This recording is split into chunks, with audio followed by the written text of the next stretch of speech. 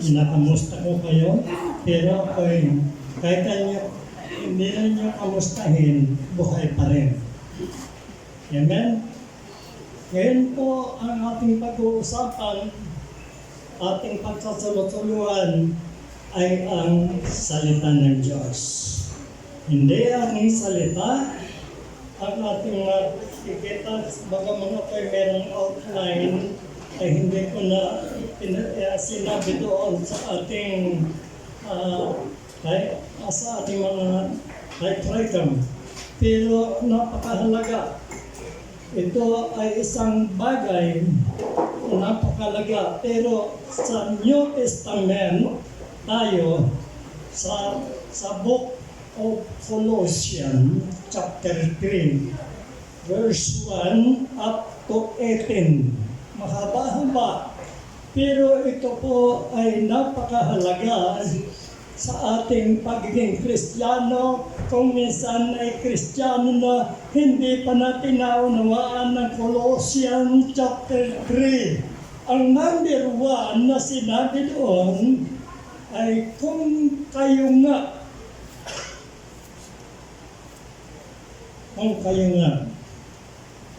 Ang sabi ay pinagpapala ng Panginoon ay manatili kayo sapagkat ang Panginoon ay nagsabi na ang ginagawa natin ay pag-duplicate ng katawan at salita ng Diyos para tayo'y makita kung tayo ay Kristiyano na bumibiling na ng maraming taon, pero nanon pa ang kanyang mga bagay na hindi taliwas sa Colossus chapter 3 verse 1 up to 2. Ang sabi doon, kung kayo ngay muling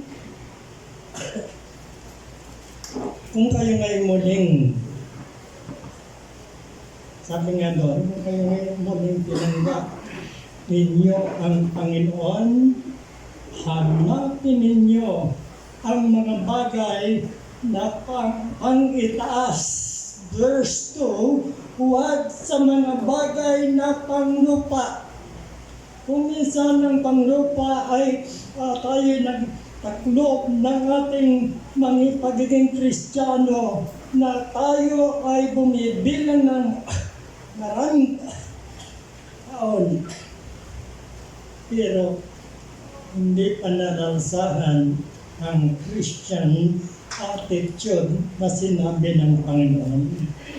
Kung ating titignan, sabi ko nga, bakit ganito? Hanapin nyo ang mga bagay na nasa itaas. Huwag sa mga bagay na panglupa. Ano ang panglupa? Hindi lang yung ay nasa bukid, kung hindi yung panglupa ay salita ng makamundo. Ang salita na pinag-uugnay ay kanyang sinabi, hanapin ninyo ang mga bagay. Pangitaas, huwag niyong pansinin yung aking kumate at yun lang po. Kaya ako'y natutuwa at marami akong tinitingnan na maraming Kristiyano na kung minsan sa ibang Kristiyano na mababaw ay ang pastor ay sinasabihang pastor Sunday lang. Pero ang Diyos ay napakabuti. Ang Diyos ay nagmamahal at nagtuturo. Hanapin niyo ang mga bagay na pang-itaas. Huwag mga bagay na panglupa. Ano yung mga panglupa na nasa ating pagmantay Kristiyano na ay tayo gumagawa pa rin ng mga bagay na hindi tama sa pagiging Kristiyano at yan ay halata. Lalo higit Sa oras na ito, ang sabi dito, sa kanyang mga salita, kung kayo nga'y muling binuhay, nakalakip ni Kristo, ay hanapin ninyo ang mga bagay na nasa itaas. Na nasa itaas. No, huwag sa mga bagay na panglupa. Kung minsan tayo nakakasalita na hindi na kontra sa salitang verse 1. Akala natin tayo Kristiyano na pero may lumalagpas sa sukat ng pagiging Kristiyano. Kung minsan tayo ay nagsasalita, tayo ay nagsasalita sa ating kapwa, alam matwid ka, pero ang tinuturo dito ng Panginoon,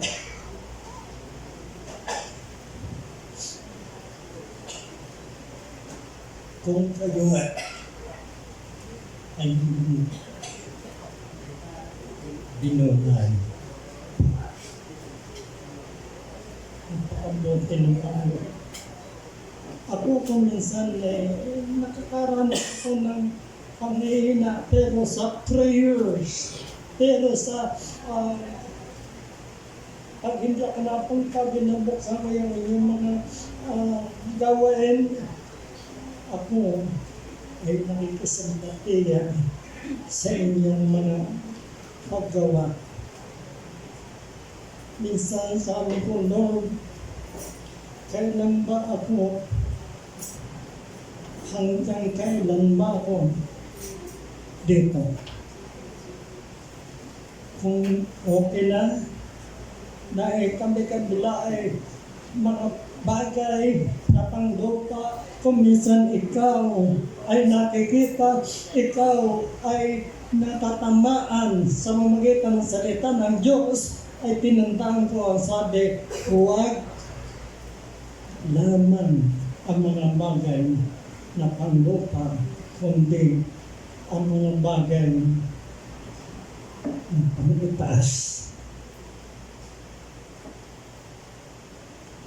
Kaya ito ay kasama ang sa Colossus, kailangan mayroon kang pattern, kailangan mayroon kang pagtitiis, pagtitiyaga, para makita mo at malaman mo ang mga bagay na panglangit.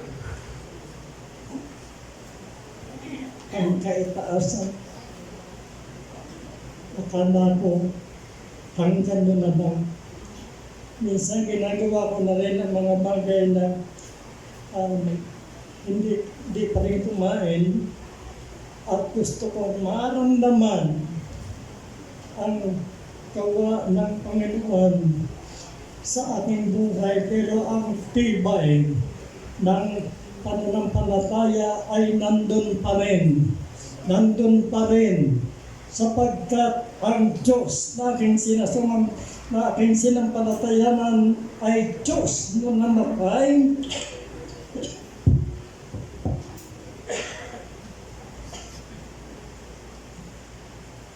at Diyos na nabuhay. Kaya ang ibinigay sa atin, alalahan natin ang mga bagay na pang-itaas. Kung minsan ng ating salitang pagiging Kristiyano, akala mo lang pagka sa with the family, ay kung minsan ay pagka ang babae ay binansagan mo ng commander, yan ay mayroong hanggang pagtanda ay siya ang masusunod. Kita niyo ang commander? Pinakita ko kaibigan ko mga pastor, ang kanilang mga asawa, tinawag na commander, sapagkat yun ang sinusunod niya. Kaya ang spiritual na tinahanap ng Panginoon na hindi niya gawa, ano nangyari? Kasakit. Doon kailangan niyo nagkasakit, pero nagtagal sa community, isang araw lang na pinunta nun. Nung ako'y pinatawag, patay na. What? Ganon. Ano ang nangyayari? Tumutulong sa mga bagay, hindi po ito pang-atake, kung hindi isang aral mula sa atin na tayo nagmamahal ng magkabi-kabila. Ano man ang gawin sa atin, punong-puno tayo ng mga bagay na pang-itaas. Ang ibig sabihin ay paglay ang hambulism ng iyong buhay. Hindi mo na nilalabanan sapagkat ang salita ng Diyos ay buhay, mabisa. Ang sabi sa verse 2, ang sabi ko, ilagak ninyo ang pag-iisip ng mga pag-iisip ng mga sa na rin at akin sana hindi pa nangyayari. Ilagak ninyo ang inyong pag-iisip sa mga bagay na nasa itaas, sa kalukuran ng Panginoon, sa kita at agam ng Panginoon. Pag-alaga. Ibig sabihin, ang iyong sarili, ibinigay mo na sa Panginoon. Ano mang mangyari, siya na ang bahala sa iyo. Kaya kung minsan pinag-iisip-isip ko rin ang pag-iisip nito, anong bagay na nasa itaas, huwag sa mga bagay na nasa ibabaw ng lupa. Ano ang mga nasa ibabaw ng lupa na iba't ibang paraan, akala mo mabuti, pero nakaka-rindi at nakaka-sira ng iyong direksyon sa paglingkod. Pero ngayon ay nakita ko ang mahabang talaan ng mga salita ng Diyos. Kung ating babasahin na itong lahat, mula pa kay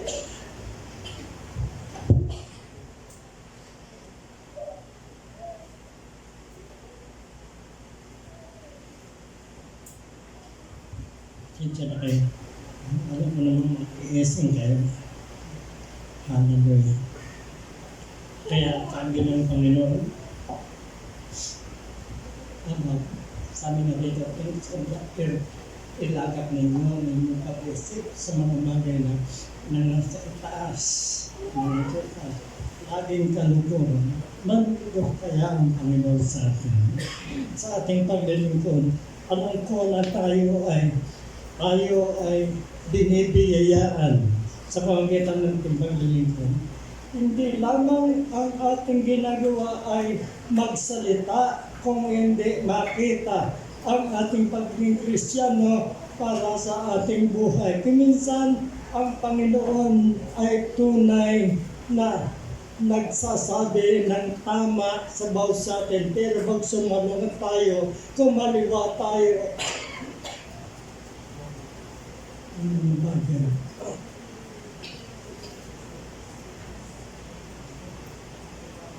Amen? Amen? Pagkitiisan nyo, ano ang ganyan?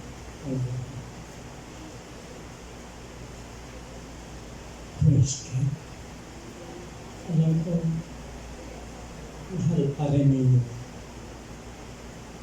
Sabi ko, nung Wednesday 27, ako'y magsasalita, pero pinuspong ko sa person nila. Dahil sa salita ng Diyos sa Colossians chapter 3:1. Ito ay hindi lang sa akin, hindi lang kung kanino na matalino, English speaking, kung hindi ito'y sa taong nilikha ng Panginoon, sa taong nagmamahal sa Kanya, sa taong ibinilang ang kanyang sarili na namatay na ang kanyang lumang pagkatao at si Kristo ang buhay niya. At si Kristo ang buhay niya. Yung assignment na itinatagawa sa atin ay gagawin natin. Punong-puno tayo ng mga isipin, pero ang isip ay itinutuon ng Panginoon. Ang sabi nga, ay isipin natin ang mga bagay na pang-itaas. Pang-itaas. Hindi sa mga bagay na pang-lupa. Ang napang-lupa ay kilala sa bawat sana. Kung minsan pag nagkamali ka, kala ko ba Kristiyano? Kala ko ba born again? Kala ko ba anak ng Diyos? Marami rin. Kaya na, sabi ko, yun akong invite na kaklase ko doon sa Krami, sa Cubao, sa Crime Watch. Ay sabi ko, sa sunod naman ko kayo imbitahan. Pero doon, lagi kong pinupuntahan doon sa Garden 1 kasi mga sundalo ang nakatira doon. Kaya nga dito sa ating mga salita ng Diyos, ilagak ninyo ang inyong pag-iisip. Look unto Jesus.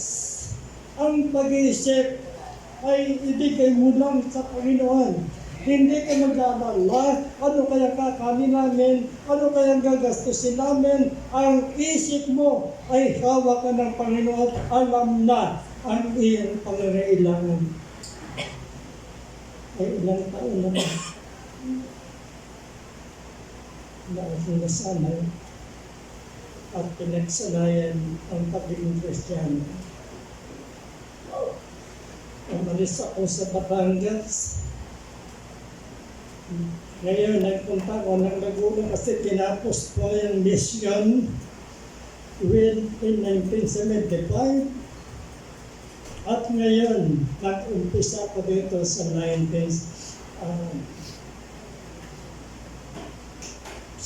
years tayo dito. Tama ba? Anniversary natin. Kaya sabi ko, anong lang iniisip ko, wala akong membro, wala akong gawain dito. Pero hindi sapat ang pangarangalan kung magkaroon ng maraming kapatid sa gawain ng Panginoon. Kaya sabi ko noon, ang aking anak na si Pastor Noli ay hindi ko pa makatulong ng bata pa yun. Pero kasama namin. Kaya nung mga bagay na yun, sa bukid namin pinupuntahan ang mga kapatiran. Dahil doon nagbibigay sila ng pansin. Mga kapatiran, 4 na beses, 5 beses kami nagtayo ng church sa Makabling at yan ay isang bahagi ng fruit ng mula sa Panginoon. Hindi pwede akong tawagin pastor kung wala naman akong pinagpapastoran. Kaya sa oras na ito mga kapatid, hindi ko masyadong sukat ang inyong sarili. Kailangan ipasukat natin sa Panginoon. Panginoon, sapat na ba ako? Pero ang tinitingnan ng Panginoon ay nasa sa atin. Kung kaya mo, kapag ang iyong sarili, ang iyong buhay, ang iyong espiritu ay hindi man lang umaawit sa Panginoon, ito ay malabo na maramdaman mo ang biyaya ng Panginoon. Kaya sabi ko, noon, gusto kong ulitin yung how great thou art. Talaga ramdam ko na maawit sapagkat ang Panginoon ay dapat awitan. Kaya nung makatapos ako sa Laguna, nandito po ako, kasama natin kayo na magpasimula.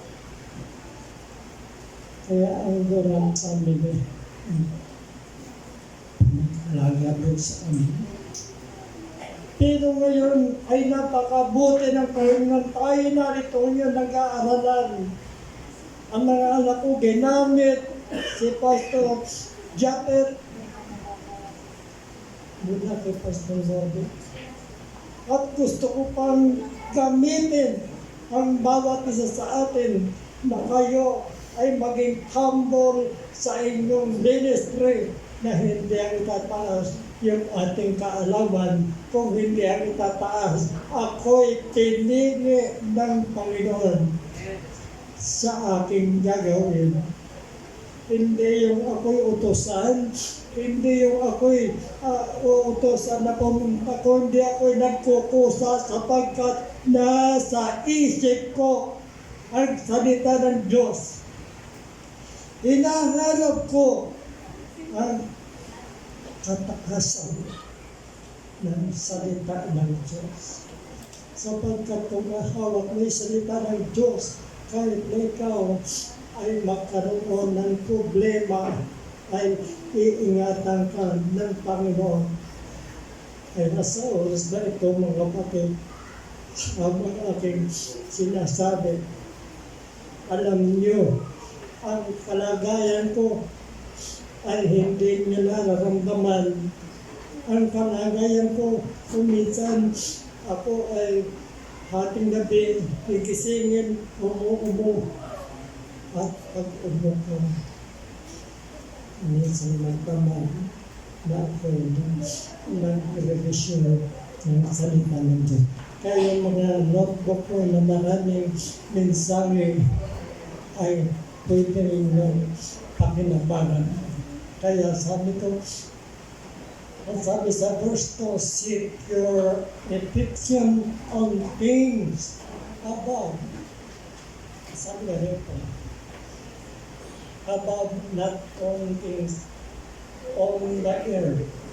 Ilagak ninyo ang inyong pag-iisip sa mga bagay na pangitaas. Diyan lang tayo.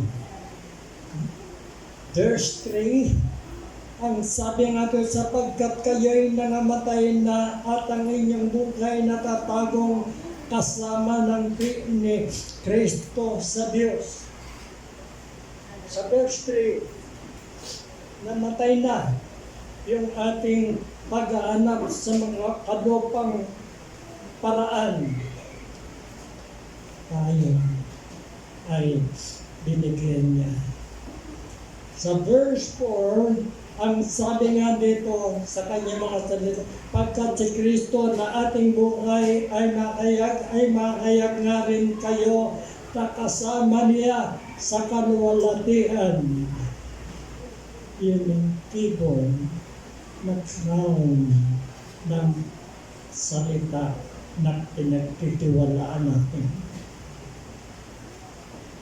Kaya kailangan tayo mahayag na tayo mga Christian, hindi na yung born again, kung hindi tayo ay kaisa ng Panginoon dahil ang Panginoon sa sampalataya ay hindi nagpabaya, nangaral at nagturo at yun din ang makita. At sabi niya ay ang mahahayag nga rin kayo nakasama niya sa kaluwalhatian. Sa verse 4, ang sabi nga dito, verse 5, ang kanyang mga salita, patayin nga ninyo ang inyong mga sangkap ng katawang na nga sa ibabaw ng lupa. Mayroon palang sangkap Kaya nga dito patayin, limutin, alisin ang mga bagay. Kaya sa dito, ano yon na ang sabi sa iba mo na mo pa, pakikapin.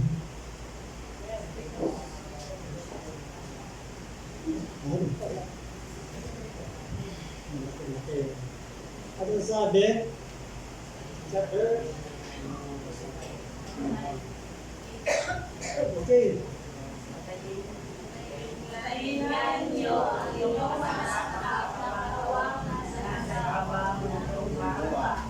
Ikiapit, karumihan, masamang lila, masamang nasa, at kasakiman, na iya'y pagsamba sa mga Diyos-Diyosan.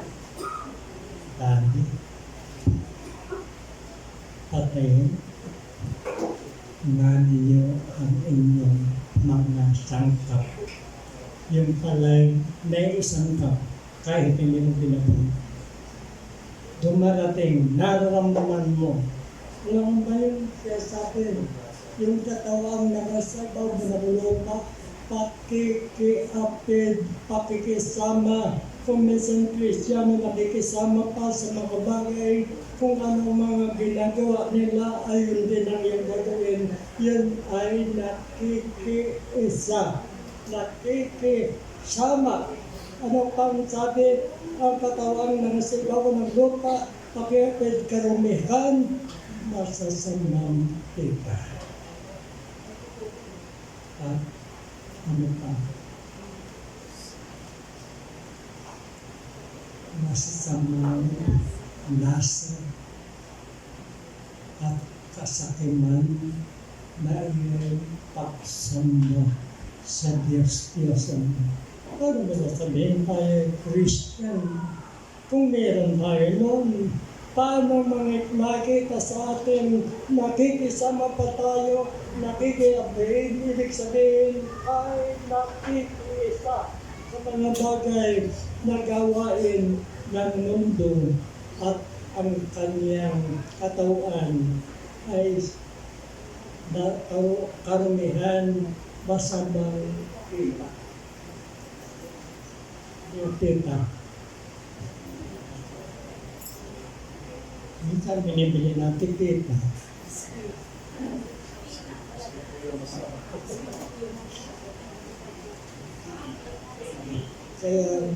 Kaya dito po ay nasa verse 6. Ang sabi niya dito na iyan ay dumarating ang kagalitan ng Diyos sa mga anak ng pagsunod.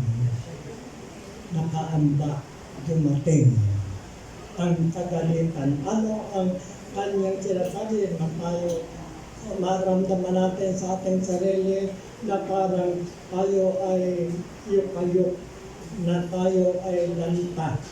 Parang tayong palay na itinanim pero may bunga, pero malambot at matutuyo. Nakayuk-ayuk. Kaya nga tumarating ang kagalitan ng Diyos sa mga anak ng pagsuway. Huwag natin gawing suwayin ang salita ng Diyos. Yun pala ay akong tinanggap na ang salita ng Diyos. Kaya kailangan natin sa mga personal evangelism ay ating gawin ang mga bagay na ito. Pagsuway, verse 7. At sa kanyang salita, when we live in dream, sa inyo ring nilakaran ng una, nang kayo'y nabubuhay pa sa mga bagay ito. Nilakaran natin, pero ating binalikan. Kaya ang nangyari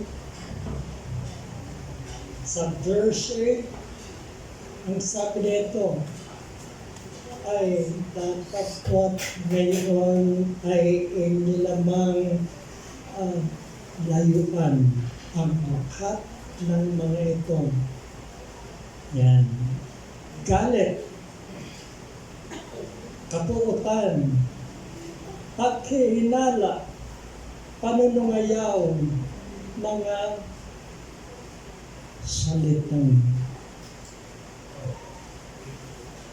kahalay-halay na mula sa inyong bibig. Mayroong mga bahagi na ibinibigay sa atin na layuan kung tayo ay mananampalataya, ay ang mga bagay na ito ay hanggang sa ating mga labi ay kanyang ating verse 9. Ano po ang sinabi ito? Huwag kayong magtubulaan sa isa't isa. Yamang hinubad na ninyo ang katiang pagkatao, pati ng kanyang mga gawa. Hinubad na. Kaya nakita natin, ay inalis na natin ang mga bagay na sa verse 10. Ang sabi na kayo ay mga bis ng bagong pagkatao na nababago sa kaalaman ayon sa larawan niyaong lumalang sa kanya. Kaya ito nakita yung turo ng Panginoon sa atin ay matatawag na tayong born again. Hindi ang magsasabi, kala ko ba yung born again yun? Kaya sa oras na ito, ang sabi ay kaalaman ayon sa larawan ninyo na lumalang sa inyo sa kaalaman. Alam yan, tayo tinuturoan. Verse 11, sa tinarito, doon hindi maaaring magkaroon ng Griego at o Diyos sa pagpupuli at ng pagpupuli sa barbaro. Kaya sa verse na yun ay nakita natin, laya kundi si Kristo. Si Christ ang ating pangunahin. Kapag tayo nakita natin born again, pero ang ating mga bagay na nagawa ay ang sumisira din yung ating pagsuway ng pagiging Kristiyano. Sa verse 12 ay makikita natin, bibilis-bilisan ko na pahiwan mo sa inyong mga bis nga kayo, gaya ng mga hinirang yun ang people na alok ng Panginoon. Mga bis tayo. Hindi ko tulad ng mga dinos na ngayon.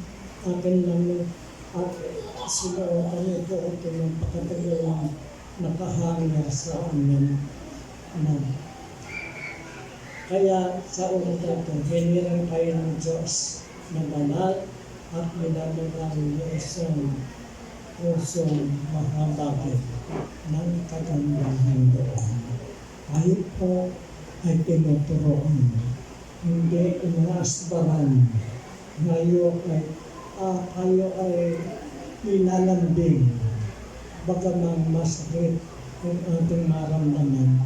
Ito ay isang bahagi ng ating, sabi sa verse 13, ang sabi niya ay, ano sabi ng Panginoon, verse 13,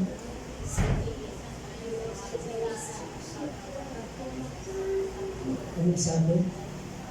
Magtiisan kayo sa isa't isa at magpatawaran kayo sa isa't isa. Kung ang sino man ay may sumbong laban sa kaninuman, na kung paano pinatawad kayo Panginoon, ay kailangan ng inyong gawin. Magtiisan.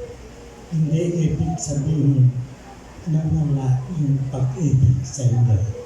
Pero hindi magtiisan, hindi mag-aalalahanan. Gawin pa rin natin yung pinapagawa ng Panginoon na magtiis tayo. Halimbawa, may nangangailangan, doon din natin gagawin. Hindi yung aalisin natin, ang pagtitiis ay sinabahala ka sa buhay mo. Ikaw ay matigas ang ulo, pero ang magtiisan ay isang bagay, halimbawa ay ating gusto nating maramdaman ang figure ng Panginoon sa ating pagiging Kristiyano, ay makikita natin ang sabi ay sa kanya mga salita, magtiisan kayo sa isa't isa. Hallelujah. Ano nga palang ibig sabihin ng magtiisan?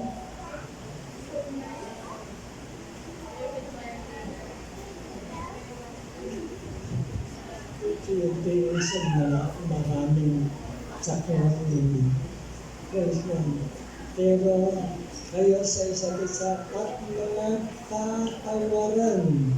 Ilang taon tayo na tayo ay hindi nakatiis, hindi natin napapatawan, hindi tayo kakatawanan, ay ito ay hindi kaya-kaya sa ating Panginoon. Mga katawanan kayo sa isa't isa kung ang sino man ay may sumbong laban sa kanila man na kung anong pinatawad kayo ng Panginoon ay kayo din naman ang inyong gagawin. Mga patawaran, mga tiisan, ang ating espiritu ay nakakapagpuri ba sa ating Panginoon? Alam niyo ang espiritu na simbolo ng kaluluwa. Sinong may kaluluwa nito? Umawit na ba ang kaluluwa niyo?